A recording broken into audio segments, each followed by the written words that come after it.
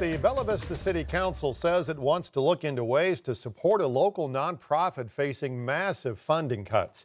5 News reporter Laura Spencer joining us now to tell us why council members say these services are essential. Lauren? Yeah, the Children and Family Advocacy Center of Benton County relies heavily on grants and donations, but recent state and federal cuts have left the organization facing a significant shortfall. Tonight, city leaders voted to move forward with a resolution that allows staff to explore possible ways the city could help keep the center's services available.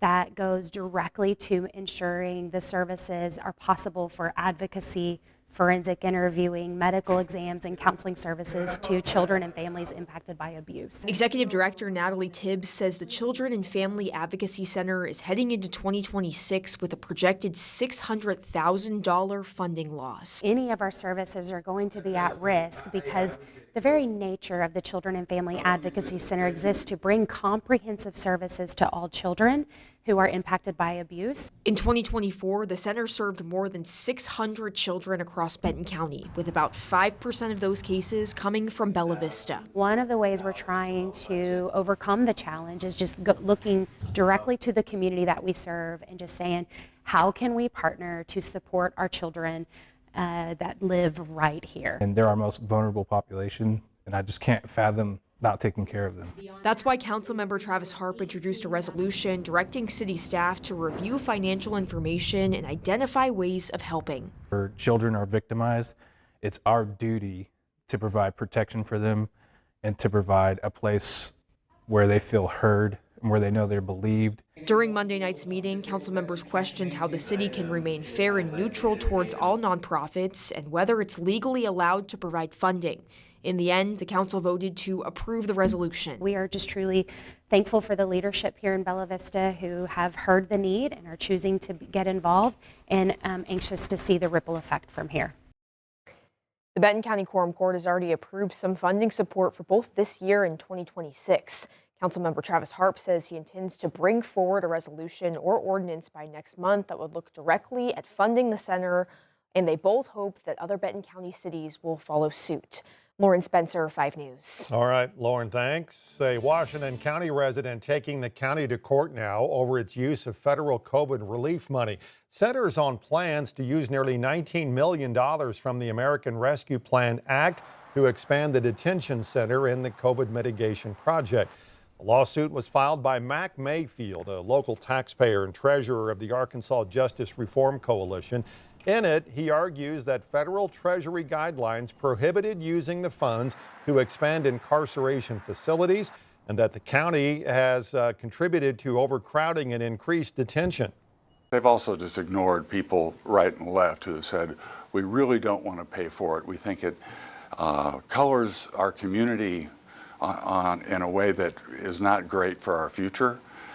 We'd much rather build facilities for services and mental health than for incarceration. We reached out to Washington County for a response. They said they haven't yet been formally served this lawsuit and cannot comment until they do. Fort Smith School Board is now being tasked with deciding what to do with 2 elementary schools. The district tonight made its formal recommendation to the school board to right-size Spradling and Carnell elementary schools. It means the schools would close and the students would attend other schools nearby. And that is not sitting well with at least one parent. Parents and staff have been misinformed.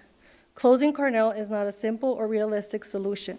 And finally, we must ask, why are there 5 other elementary schools, including Beard, that have depreciated far more than Carnell and are not being considered for closure first? Those were the schools the community expected to be discussed, not a well-maintained, newer building like Carnell. School board, by the way, is set to vote on this matter next month.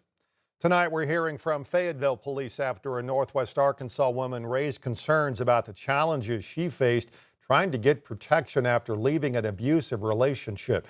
She tells us she reported what she described as stalking and identity fraud and was looking to get a protective order, but was denied. Fayetteville police say making a report is the first step when someone feels unsafe. They handle the initial investigation, taking reports, gathering evidence, and making arrests when possible. But police say protective orders are handled by the courts and not law enforcement. An attorney with Peace at Home Family Shelter says those limits can leave victims feeling unprotected. The court can be reactive instead of proactive just based on what the law says. And so the judges can't do more than what the law allows them to do.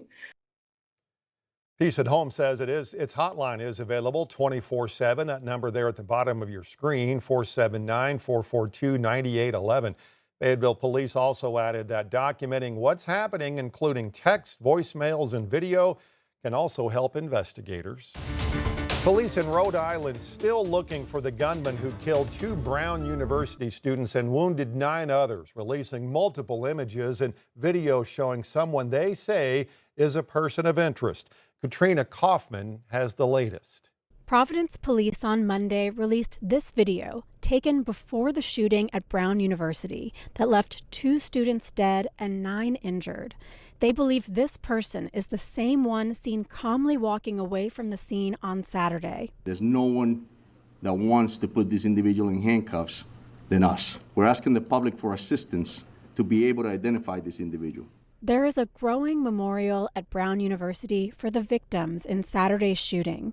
Sophomore Ella Cook was vice president of Brown's College Republicans from Birmingham, Alabama.